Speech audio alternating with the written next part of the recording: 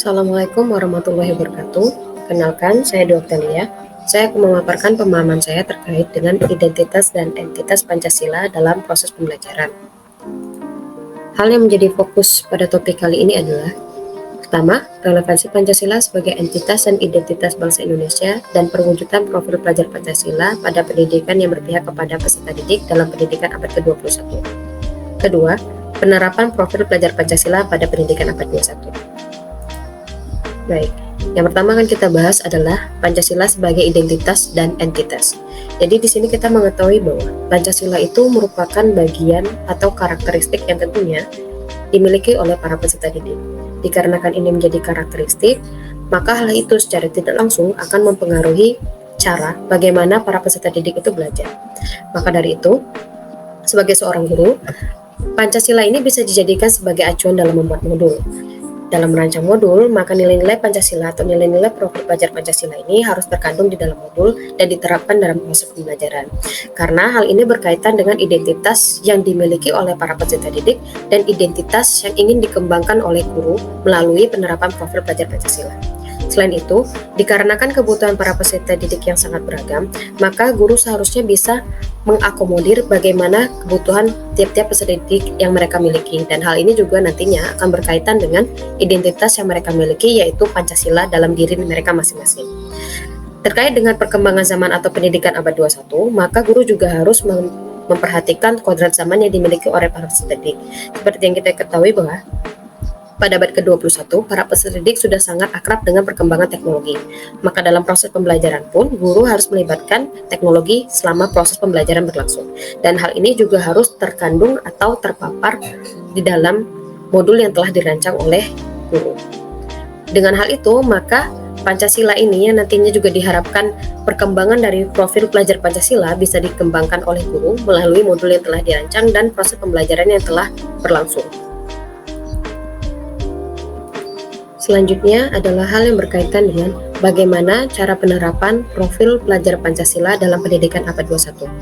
Dalam hal ini, maka guru harus memperhatikan dua hal. Pertama, perancangan modul pembelajaran atau perancangan pembelajaran harus berpihak kepada para peserta didik. Maka yang harus diperhatikan adalah bagaimana kemampuan, perkembangan, dan karakteristik yang dimiliki oleh peserta didik. Yang kedua yaitu memperhatikan kodrat zaman, di mana para peserta didik itu tinggal.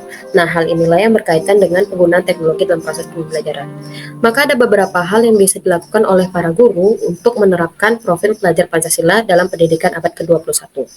Hal yang harus pertama kali dilakukan adalah mencari tahu kebutuhan para peserta didik. Yang kedua, mengetahui karakteristik yang dimiliki oleh para peserta didik. Ketiga, merancang pembelajaran berdiferensiasi. Keempat, merancang modul dengan materi kontekstual. Dan keempat, menerapkan TIPEK dalam proses pembelajaran. Contoh penerapan profil pelajar Pancasila dalam pembelajaran yaitu pertama, dari nilai bergotong royong. Hal ini bisa dilakukan atau dirancang dengan kegiatan diskusi dalam proses pembelajaran. Materi yang digunakan pun harus kontekstual, karena dikarenakan ada kegiatan diskusi, maka para peserta didik bisa bekerja sama dalam membuat suatu proyek contohnya. Guru bisa merancang suatu kegiatan atau mode pembelajaran project based learning, di mana para peserta didik diharapkan dapat menciptakan suatu produk yang nantinya akan dipresentasikan di dalam kelas. Dengan kegiatan seperti inilah, maka para peserta didik bisa bekerja sama. Yang kedua yaitu bertakwa kepada Tuhan Yang Maha Esa. Hal ini bisa dilakukan dengan kegiatan berdoa sebelum memulai pelajaran. Dengan melakukan kegiatan ini, maka para peserta didik bisa dibantu peningkatan karakteristiknya terkait dengan bertakwa kepada Tuhan Yang Maha Esa. Selanjutnya, tantangan dan solusi.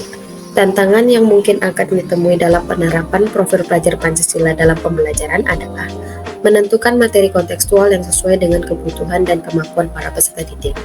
Seperti yang kita ketahui bahwa kemampuan para peserta didik itu sangat beragam, dan itu berkaitan pula dengan karakteristik yang mereka miliki.